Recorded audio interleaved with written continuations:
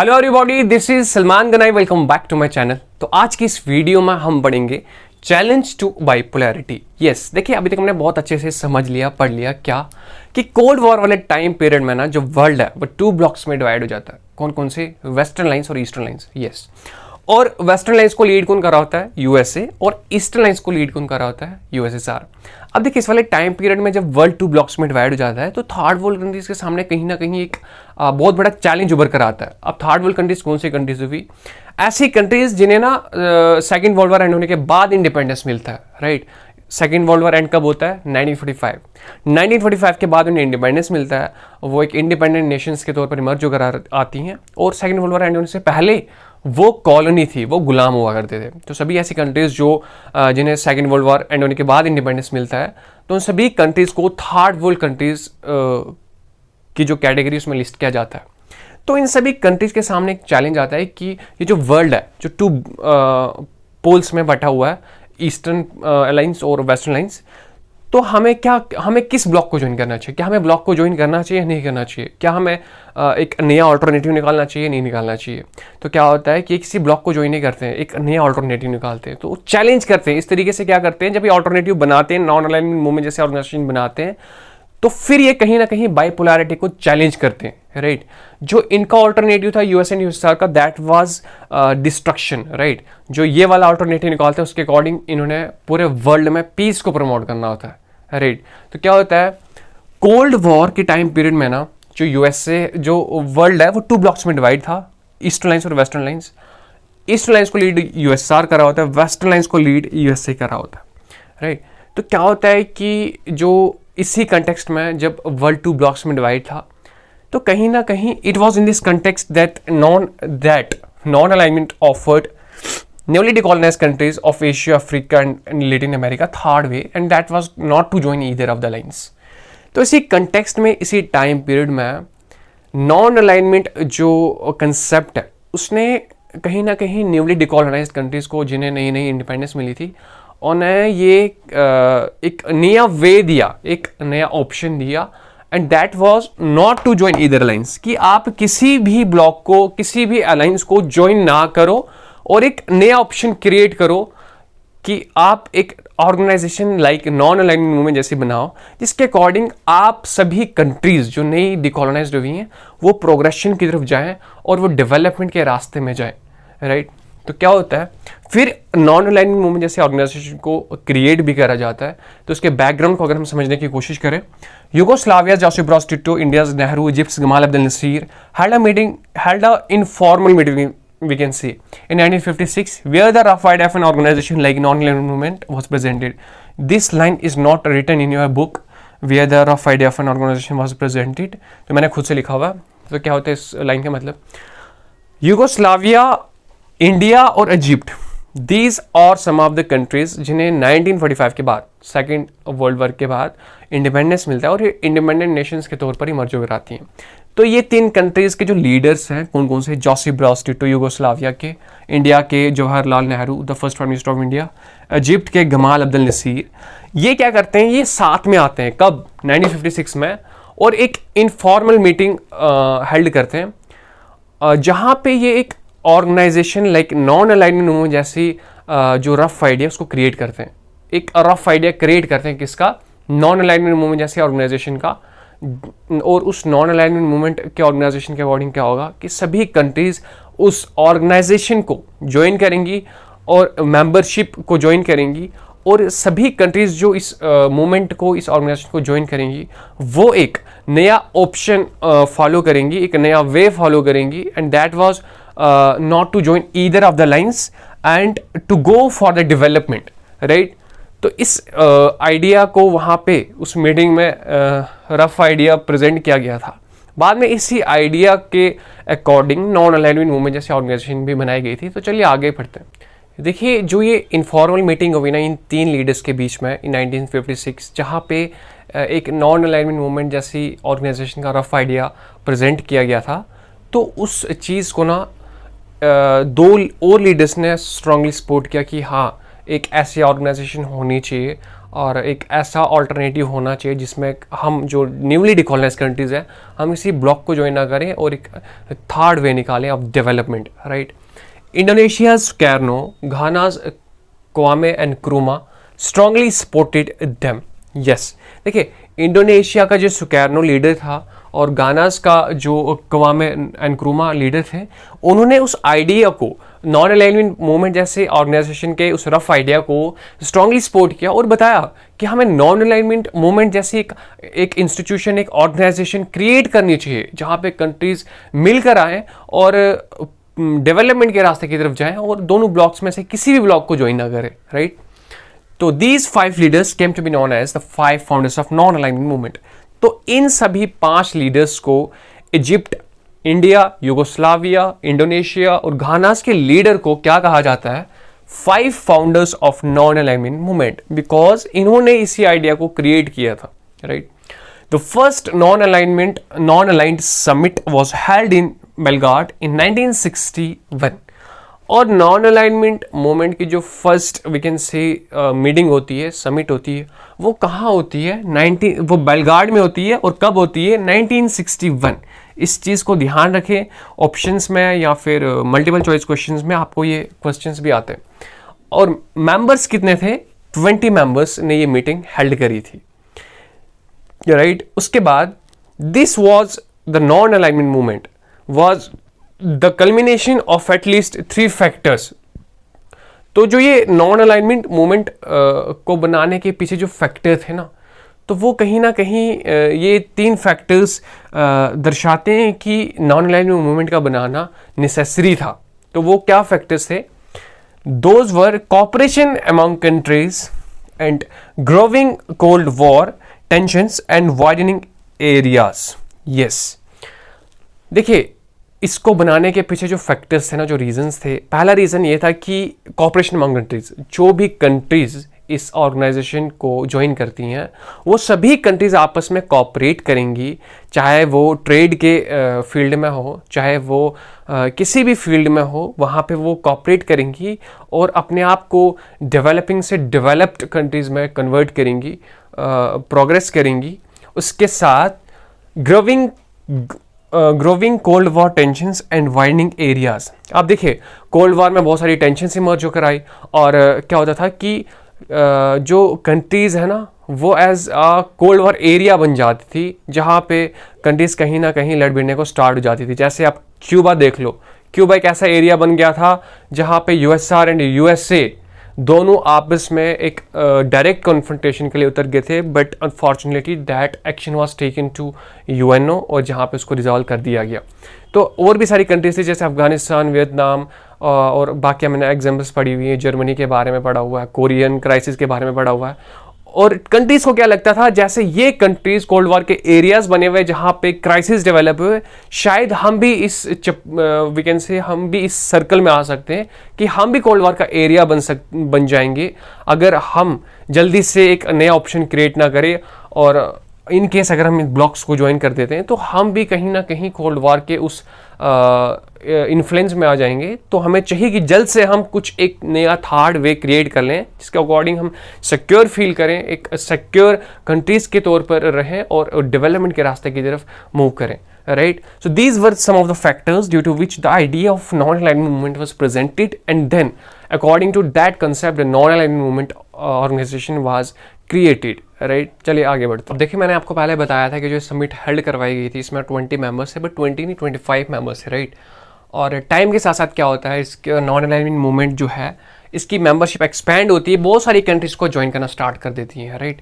और आज आप देखेंगे बहुत सारी कंट्रीज़ ने इसको ज्वाइन करके रखा हुआ है। तो लेटेस्ट फर्स्ट मीटिंग कब होती है? 1961 में, जिसको 25 मेंबर्स ज्वाइन करते हैं। और जो लेटेस्ट मीटिंग हुई है, लास्ट मीटिंग, वो कहाँ पे हुई है? अजरबैजान में 2019 में। और इसको कितने मेंबर्स ने हेल्ड करवाया गया था? 120 members and there were 20 observers, right. उसके बाद as non-alignment grew into a popular international movement, countries of various political systems and interests joined it. Yes. अब देखिए नॉन अलाइनमेंट मूवमेंट टाइम के साथ साथ एक डेवलप्ड, एक पॉपुलर इंटरनेशनल ऑर्गेनाइजेशन के तौर पर इमर्ज होकर आई। अब बहुत सारी कंट्रीज़ ने जिनके अलग अलग इंटरेस्ट से थे, जिनके अलग अलग पॉलिटिकल सिस्टम्स थे, जिनके अलग अलग पॉलिटिकल आइडियाज़ थे, उन सभी कंट्रीज़ ने नॉन अलाइनमेंट मूवमेंट को ज्वाइन किया। उसके बाद this made the movement less homogeneous and also made it difficult to define it in a very neat and precise way what it really stands for. Yes, देखिए non alignment movement में जब अलग अलग countries ने join किया, जब अलग अलग कंट्री इंटरेस्ट्स अलग अलग कंट्रीज़ ने जिनके अलग अलग इंटरेस्ट थे, जब उन्होंने इस मूवमेंट को ज्वाइन किया, उनके अलग अलग पॉलिटिकल आइडियाज़ थे, राइट। तो नॉन अलाइनमेंट मूवमेंट का एक बेसिक आइडिया वहाँ पे सामने नहीं आया, राइट, कि मतलब इसका बेसिक ऑब्जेक्टिव क्या होना चाहिए, क्योंकि अलग अलग पॉलिटिकल आइडियाज़ ने इसको ज्वाइन किया। तो उसका जो बेसिक आइडिया है ना नॉन अलाइनमेंट मूवमेंट का, कि उसका ऑब्जेक्टिव क्या होना चाहिए, उनकी प्रायोरिटी क्या होनी चाहिए, that was not very clear. और जो आपको यहाँ पे बताते हैं ये line, the movement this made the movement less homogeneous and also made it difficult to define it in a very neat and precise way what it really stands for. वो असल में किस चीज़ को लेके स्टैंड करता था, वो चीज़ क्लियर ही नहीं थी, राइट। चलिए आगे बढ़ते। अब देखिए नॉन अलाइनमेंट मूवमेंट का एक बेसिक ऑब्जेक्टिव, एक बेसिक आइडिया क्या होना चाहिए, that was not very clear, क्योंकि हमने पहले पढ़ा, but it was very clear कि नॉन अलाइनमेंट मूवमेंट का ऑब्जेक्टिव क्या नहीं होना चाहिए। मैं आपको बताऊं, increasingly non alignment movement was easier to define in terms of what it was not, right. What it was that was not clear, but what it was not that was clear. It was not about being a member of an alliance. अब मैं आपको समझाता हूं अच्छे से। देखिए non alignment movement का objective क्या होना चाहिए, that was not clear, right, क्योंकि different political ideas and different countries of various interest joined it. तो बेसिक आइडिया ये खो बैठे। अब इसका ऑब्जेक्टिव क्या नहीं होना चाहिए, that was clear, and that was ये किसी अलायंस को ज्वाइन कर लें, that should not be there objective. ये उनका ऑब्जेक्टिव नहीं होना चाहिए। तो ऑब्जेक्टिव क्या नहीं होना चाहिए, that was clear, but objective क्या होना चाहिए, that was not clear in neat and precise terms as we read it before. But इनका ऑब्जेक्टिव क्या होना चाहिए, क्या नहीं होना चाहिए, what it was not about being a member of an alliance. Hope करता हूं आपको समझ आ गई होगी। इसके बाद the policy of staying away from the two alliances should not be considered आइसोलेशनिज्म and neutrality. Non alignment is not isolationism, since isolationism means staying away from worldly affairs. इससे पहले कि इस लाइन को मैं आपको डिस्क्राइब करूं, first of all we will understand what is isolationism. Isolationism होता है जब कोई इंसान, चीज, कोई भी ले लो, जब वो वर्ल्डली अफेयर्स से दूर हो जाता है, राइट, वो जब वर्ल्डली अफेयर्स की इक्वेशन से बाहर निकल जाता है, तो उसे हम आइसोलेशनिज्म की पॉलिसी कह सकते हैं।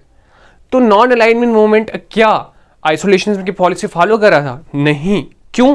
क्योंकि अब न्यूट्रलिटी को भी समझे। न्यूट्रलिटी मीन्स ना ज्यादा पॉजिटिव ना ज्यादा नेगेटिव, ना वर्ल्डली अफेयर्स में एक्टिवली रोल प्ले करना और ना ही चुपचाप बैठे रहना, इसका मतलब न्यूट्रलिटी होता है, राइट।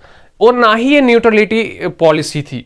अब नॉन अलाइनमेंट मूवमेंट आइसोलेशनिज्म इसलिए नहीं था क्योंकि isolationism means staying away from worldly affairs, right. Isolationism का मतलब क्या होता है, जब कोई वर्ल्डली अफेयर से टोटली दूर हो जाए, राइट। बट ये जो कंट्रीज थी ना, इन्होंने वर्ल्ड पॉलिटिक्स में फिर भी एक्टिवली रोल प्ले किया।